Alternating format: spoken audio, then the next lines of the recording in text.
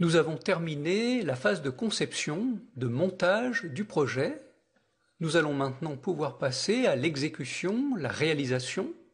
Donc nous verrons le pilotage, l'utilisation des indicateurs, quelques éléments sur le suivi des risques, l'analyse des écarts, et puis nous verrons également la phase de clôture du projet à travers le bilan qui s'appelle le post-mortem.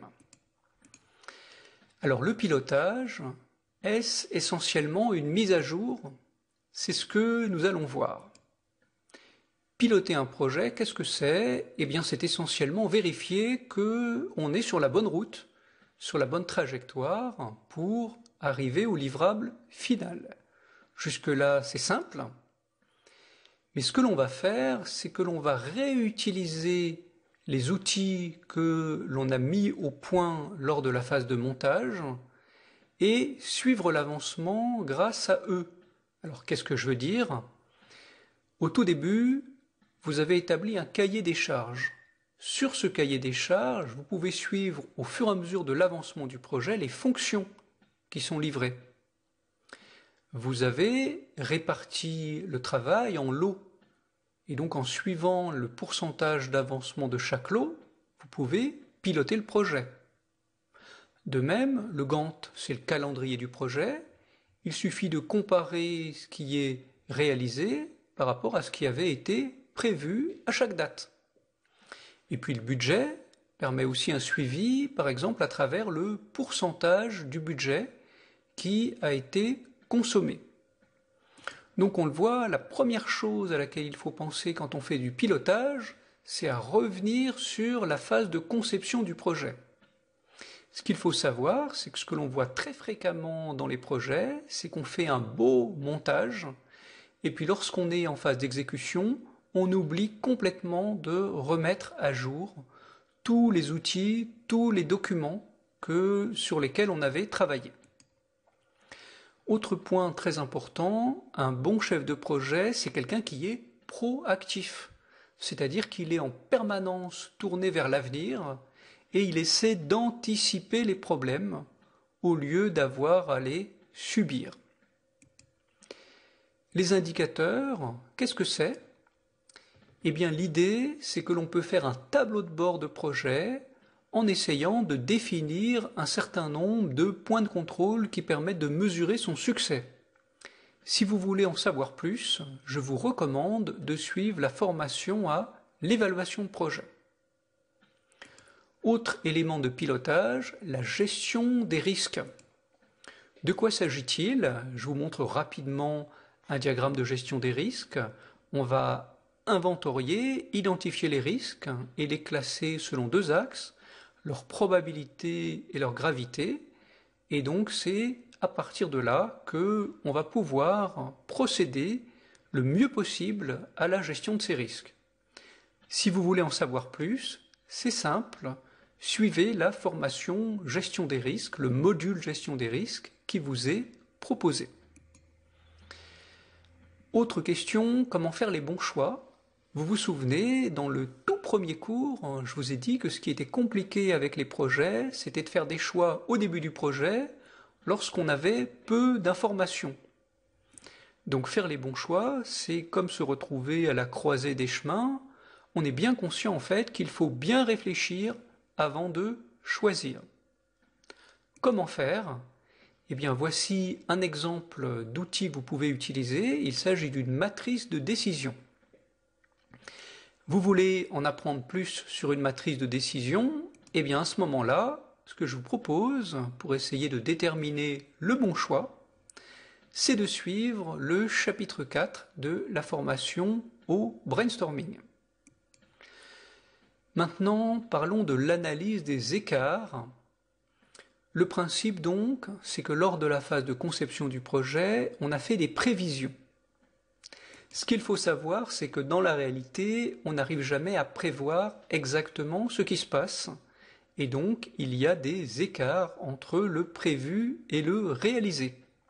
Donc, c'est le cycle du PDCA. On planifie, on réalise l'action et puis on contrôle. Il y a toujours une différence entre ce que l'on avait prévu et ce que l'on vérifie. C'est pour ça qu'il faut ajuster. Le principe de base en analyse des écarts, c'est qu'il faut être honnête. Donc il faut rechercher la cause des écarts. Est-ce que c'est un manque de temps disponible? Est-ce que c'est un manque de formation ou de compétences? Est-ce que c'est les outils qui étaient utilisés qui ne sont pas adaptés? Est-ce que c'est un problème de motivation ou de management? Est-ce que c'est des objectifs qui ont été mal fixés? En tout cas, il faut être honnête, sans chercher à condamner les gens, mais faire un diagnostic. Ensuite, ces écarts, il va falloir les surmonter.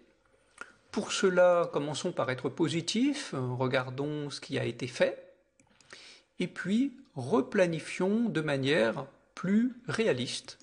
Par exemple, on va découper en lots plus simples à gérer, on va reprendre des objectifs vraiment smart, donc bien définis. Si on a des points durs, on va faire de la résolution des problèmes. Alors si la résolution des problèmes vous intéresse, vous voyez ici le cycle en 4 étapes, eh bien je vous conseille de suivre la formation aux méthodes de résolution de problèmes. En tout cas, ce qu'il faut savoir, c'est que si vous n'atteignez pas l'un de vos objectifs et que vous n'avez pas analysé pourquoi, soit que vous ne savez pas pourquoi, soit que vous n'osez pas en parler, eh bien vous avez un gros problème. Donc objectif non atteint plus cause non analysée égale tête de mort. Donc vous êtes prévenu, si vous commencez à faire de la gestion de projet et que vous avez des écarts, c'est normal. Mais si vous ne comprenez pas pourquoi ou si vous n'arrivez pas à les trouver, là vous avez un problème. Un dernier point maintenant, c'est la phase de clôture. Donc après, dans la suite du projet, on va livrer le résultat au client. Et puis, on va aussi faire une dernière réunion avant de dissoudre l'équipe. C'est la réunion de post-mortem. Le but, c'est de ne pas terminer le projet sans faire un bilan. Donc, on va essayer de tirer les leçons du projet avant de se séparer. Donc, on organise une dernière réunion d'équipe. On peut organiser un petit apéritif. Et à ce moment-là, on va quand même travailler. Donc, on envoie à l'avance une série de questions que vous trouverez ici. Par exemple, au final, est-ce que vous êtes content de ce projet, le résultat, la manière de l'atteindre? Qu'est-ce qui est bien? Qu'est-ce qui est à améliorer? Quelle a été pour vous la partie la plus problématique et la partie la plus gratifiante? Si vous pouviez changer quelque chose et améliorer les choses la prochaine fois, comment feriez-vous? Donc on le voit, c'est très important à la fin d'un projet de pouvoir faire un bilan. À ce moment-là, en général, on n'est plus décontracté car on a fini, on a réussi. Et donc, c'est le moment de s'améliorer. Pour terminer, je vais vous proposer quelques questions et quelques réflexions. Donc pour cela, je vous propose de prendre la suite du projet que vous aviez défini au chapitre 1. Et mon conseil maintenant, c'est réaliser le projet.